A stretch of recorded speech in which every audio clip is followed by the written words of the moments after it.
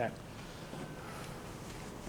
I worked for Nationwide Insurance for a number of years, doing financial work and some legal insurance contract work in the private sector. I actually have 2 graduate degrees. Both of them are in creative writing. So kind of my career took a left turn for a little while.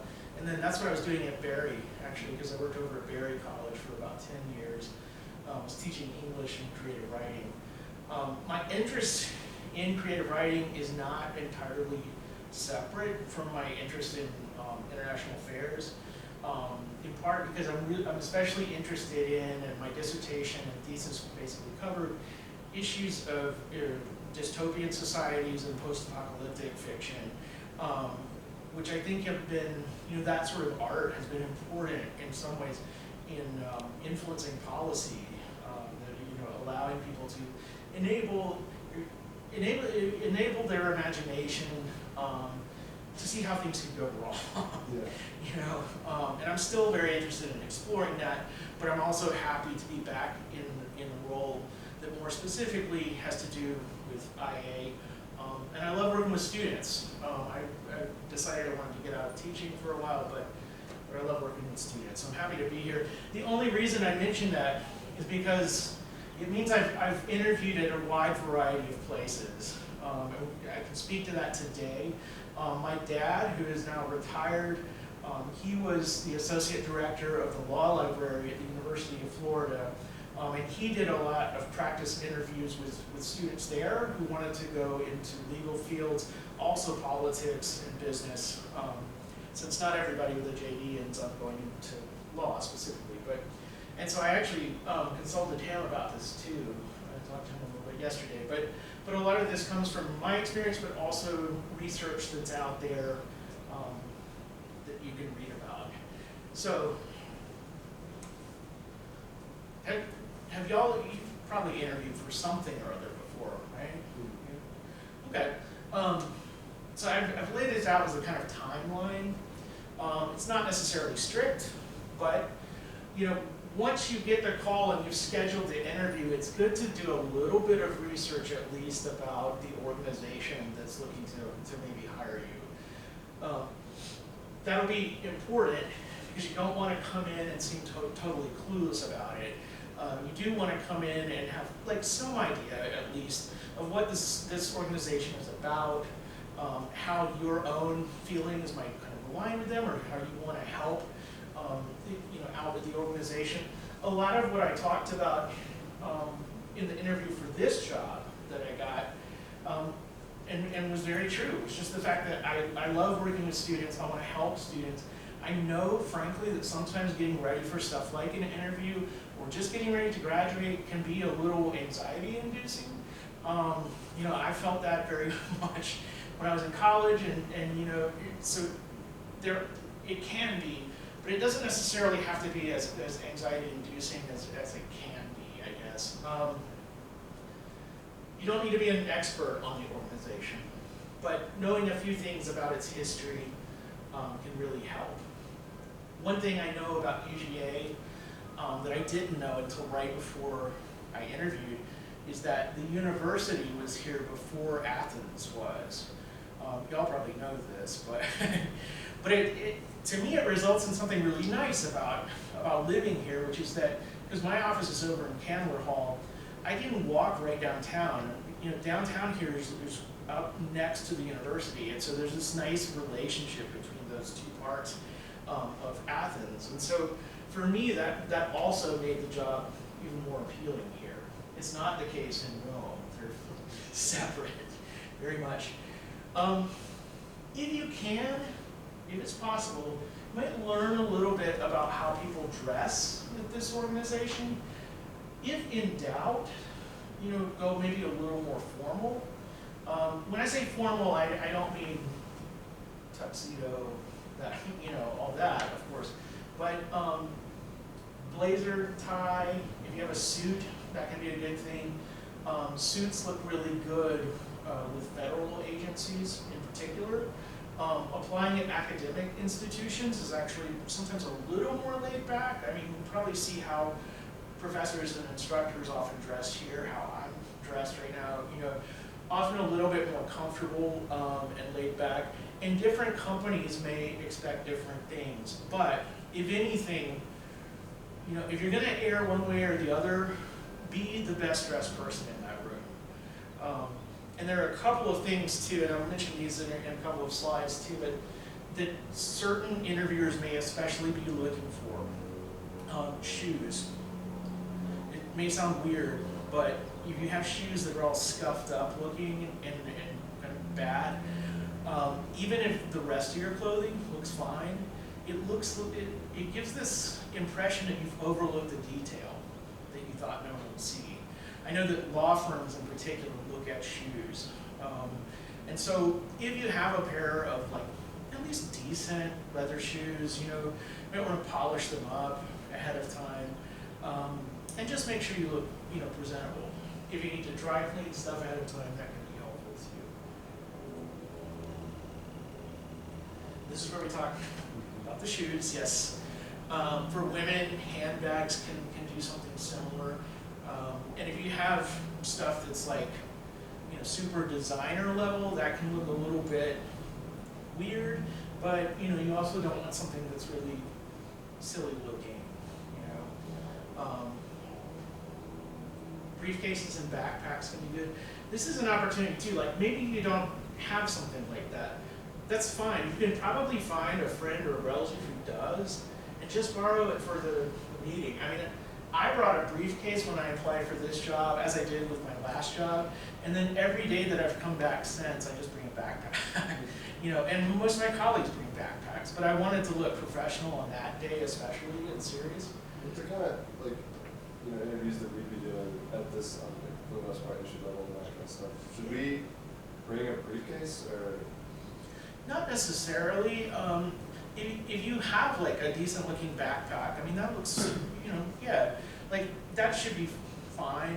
What would be, I think, worse maybe would be like if you had a really old backpack that had a bunch of graffiti like all over it and big holes ripped in it and stuff like that.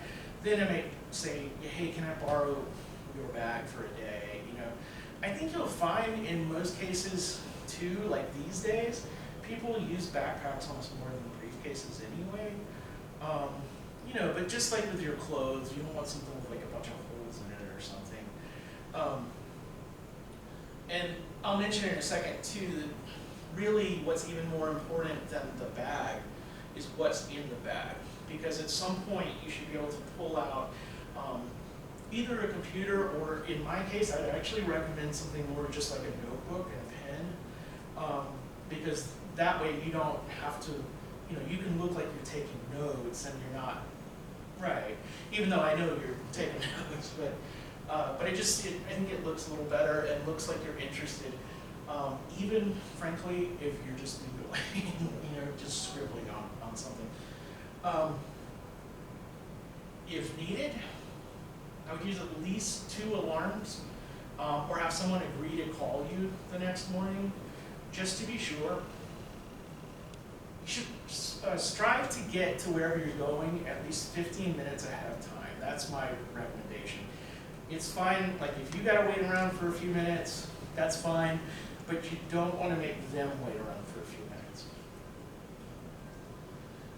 I can tell you, you know, at this job and at most of the jobs I've had, being 5 or 10 minutes late to work, you know, once or twice a week is not usually a big deal. But being that late to an interview is. Their time is valuable. They've probably scheduled several interviews back to back to back, and that way it just shows that you're on the ball, you respect their time, and so forth. I would say, don't go overboard with caffeine, perhaps. It's not going to be the best for anxiety. I mean, it's fine to have a little if it wakes you up or whatever, but just one thing to kind of keep it maybe to a safe limit. To me, and this is really important, is that I have always tried to treat every single interview, including all the ones that have worked out great for me, as practice interviews. Because when I think about them as practice, then I'm just like, okay, well, I'm just going to do my best, you know, and maybe it'll work out, maybe it won't.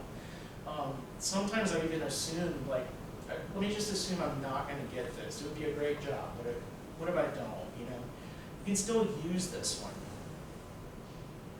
And then, as I said before, a notebook, notepad, and maybe a water bottle, because your voice can get a little dry during these things. And here's kind of the real nuts and bolts. Once you're in the room, pretty much every interview I've ever had, it was me in a room that included at least 2, 3, 4, maybe 5 people. And so you might just be sitting around a table like this, or you might be looking at a panel. But that, of course, can sometimes maybe feel a little bit intimidating because you're most likely to be outnumbered in the room. Really, what normally happens is that interviewers decide on a set of questions that they want to ask ahead of time. And then oftentimes they will assign themselves different questions and maybe go around the room, ask different things. Oftentimes they want to try to ask those same specific questions to every one of the candidates, because that way they get a more accurate kind of, you know, it's like a more equitable playing field. And they can compare different answers to those same questions. Eye contact is good. As I say, not to maybe an uncomfortable extent, but if you think of it as just like, how would you behave during just a serious but relaxed conversation with a friend? You know? Meaning, you know, you're not over enthusiastic, but at the same time, you can definitely express your interest in the job. These next 1, 2, 3, 4 questions that I have listed here will almost always be asked in an interview, at least in one form or another. They may not be worded this way, but they're going to ask, basically, why do you want this job? What is it about this that appeals to you? And so it's good to have thought of that ahead of time. Number 2 has come up in every single interview I've ever done in my life. Tell us about a time you faced a challenge, either in work or school or wherever, and were able to overcome and or resolve it. This can be a tougher question, but you can also sometimes be asked, tell us about a time you faced a challenge and failed at it. You know? And it's good just to, I mean, you don't want to say like, oh, I burned down an office building, you know, but it's possible to have kind of, you know, minor things. Everybody makes mistakes, you know, and there may just be testing you with that to make sure you're being honest about everything. Then number 3, how does your experience, that can be work experience, it can be club experience, school experience, whatever, how does that help qualify you for the job? And then finally, and this one will definitely come up, and you definitely need to answer it, is do you have any questions for us?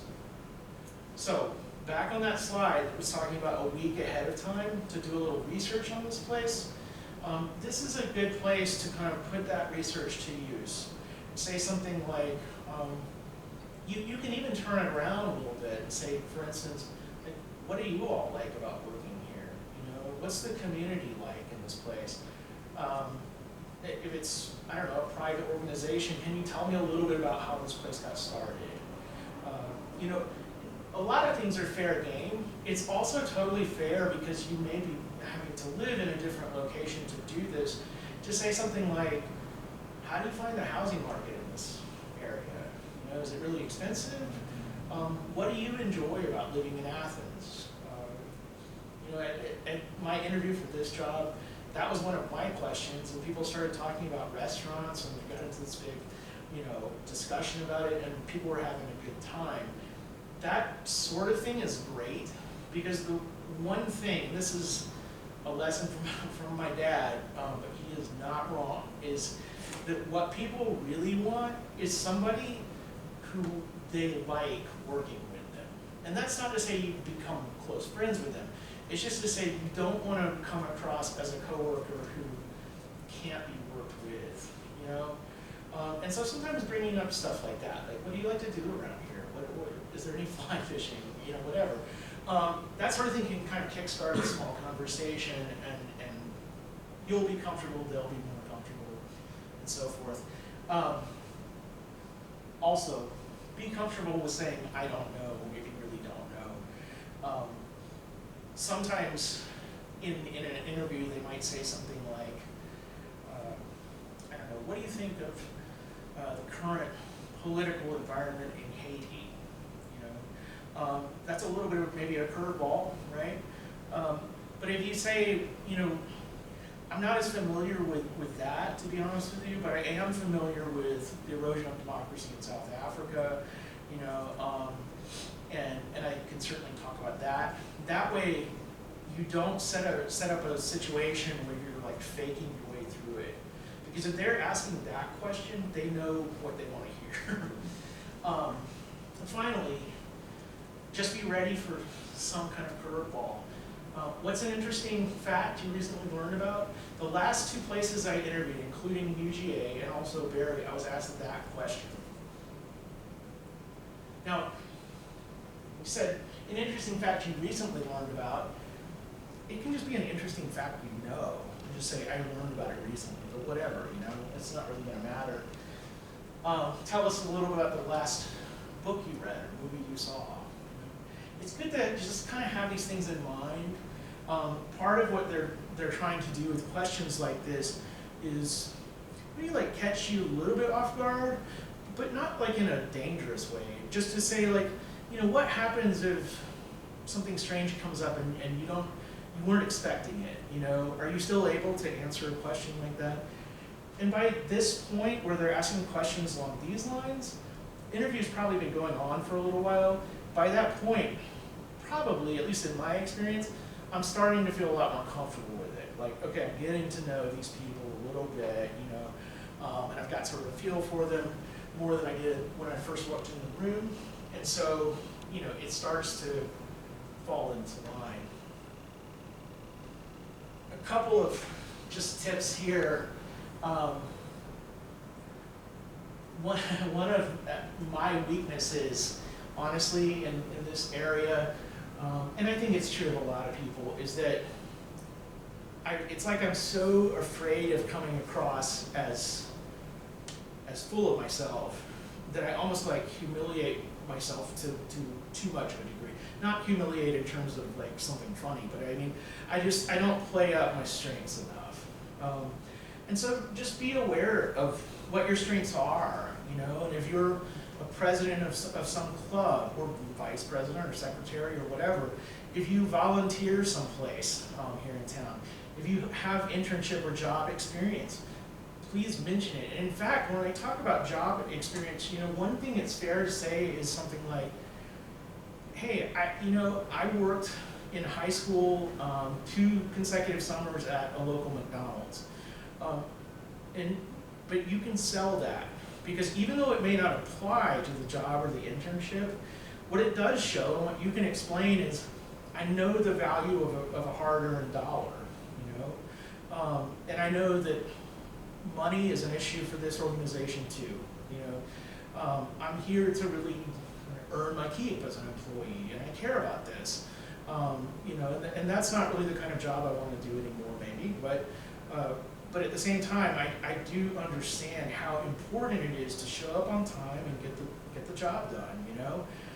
And so any kind of experience that way can work to your advantage. And this is a good place to mention it, because you may not have put it on your resume. You might have, but you may not have. But this is a good place to talk about it. Let's see. Just say the conversation. I've kind of talked about that. In my Barry College interview, I was offered alcohol at one point. If you're 21 or over, that can happen. Basically, at the end of a long day's worth of interview process there, the department chair had all of the interviewers and me to his house, and he was handing around beer, and he said, you know, come on, Will, the interview's over. No, it isn't. You know, this, look, down the road, maybe fine, maybe like after the interview is over, sure. But this is still kind of that first impression that you're making, and you just want to make sure that you don't do something or say something that you end up regretting. And so you want to avoid that. And then in terms of food, go for foods that are not messy. There might be a meal at the end of this, or at some point, you know, before or after it. Lobster and crab, especially, are a bad idea in this situation, just because it's like a lot of, you know, handwork involved, that sort of thing. And pasta with heavy sauce. I was talking to a colleague earlier about this. She said too, stuff like, it was like a hamburger that has like a bunch of cheese on it that's going to come dripping out. You know, you're going to end up not wanting or regretting that sort of thing. If you do spill a little food, it's, you know, that happens to everybody. But at the same time, opting for something more like a salad or, you know, some chicken or something, regular vegetables. Then you got a fork. Your hands aren't getting involved in this. You know, it's just probably a better strategy.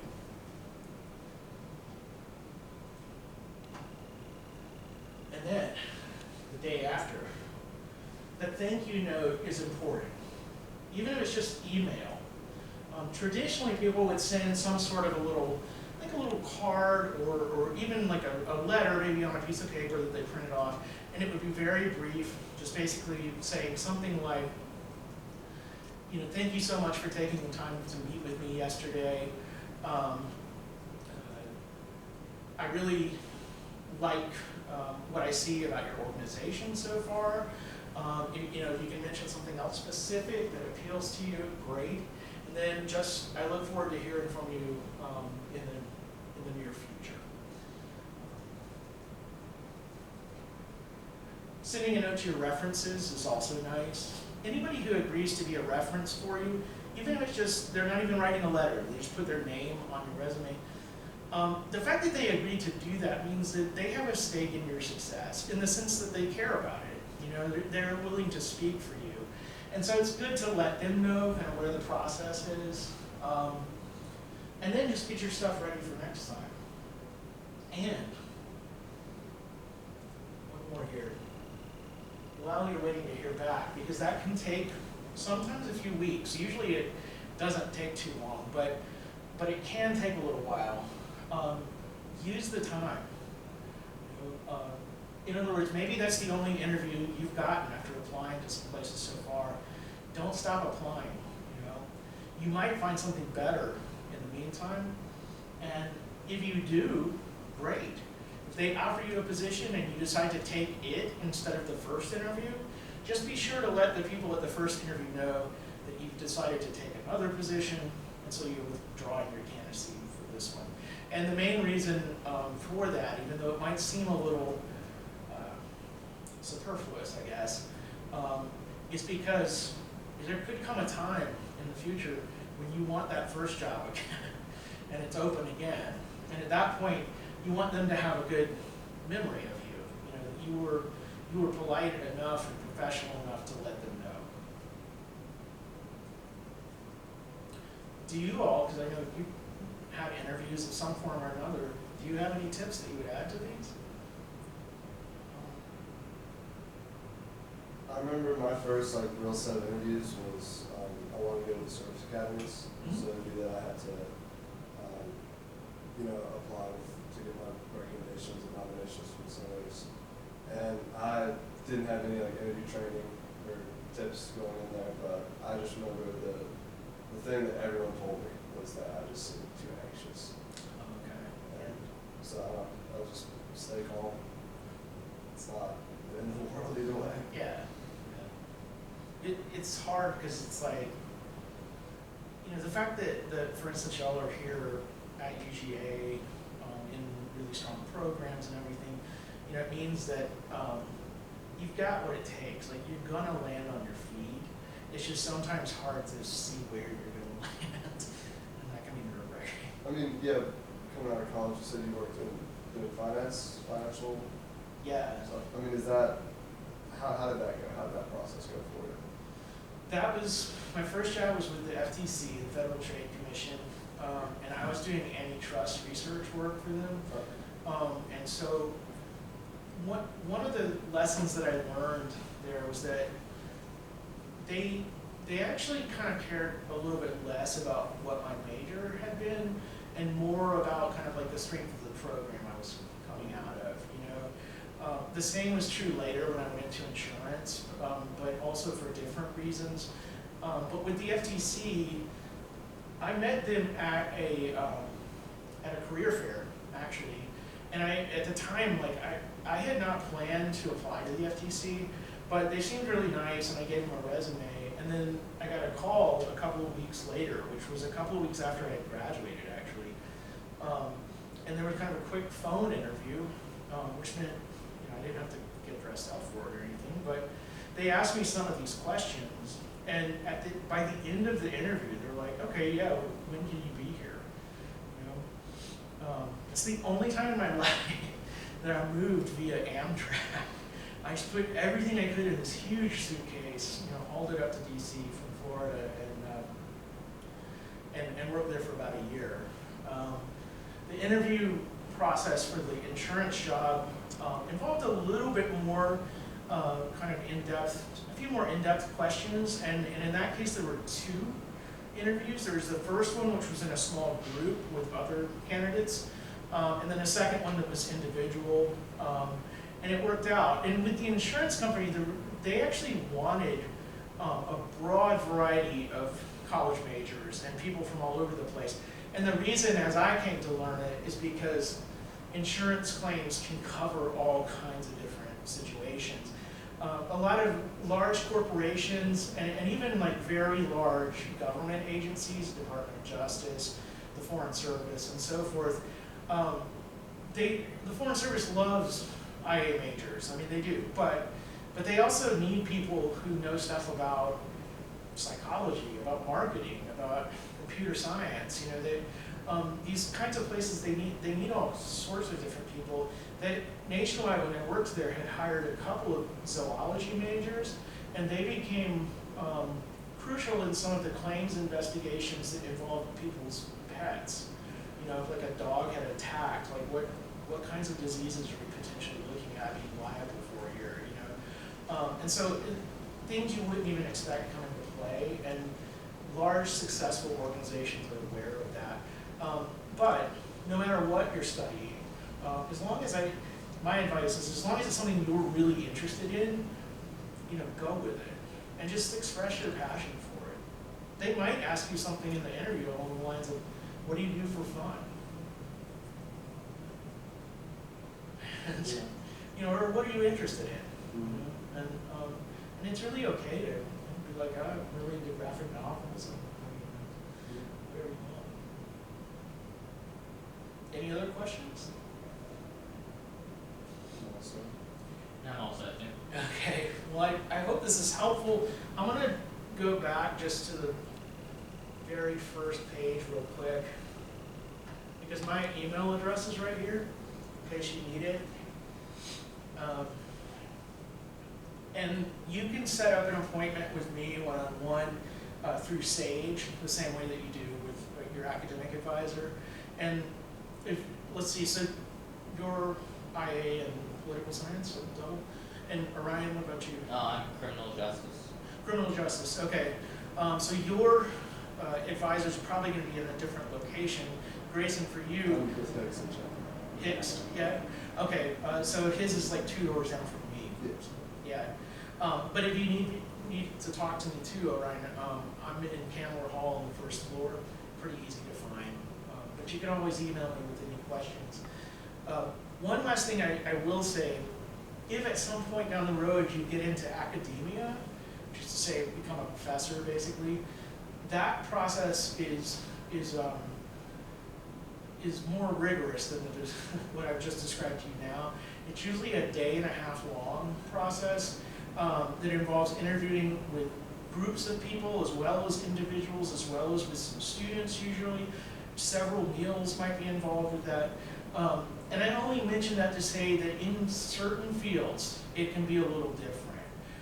With the federal government, for me, it was relatively quick. The Foreign Service, I know, is a bit more rigorous than that. You've got to take a test first, and then you have one set of interviews, then you have a second set of interviews, and only after that do they begin to do stuff like medical clearance and things along those lines. Yeah, it's like joining the military at a high level. The downward process sucks. Yeah. Yeah. So, if you're really into that, it sounds like the Foreign Service can be great work, but you know, it's kind of its own beast. So. That's all I got. I got a couple papers to write today. So. Okay. Yeah. Well, I'll go ahead and turn off the camera. Thanks, Grayson and Orion, for coming out. You're welcome. And for folks who couldn't make it, that's really why. That's the only reason we record these, and so. They should all be online on the SPIA channel on YouTube.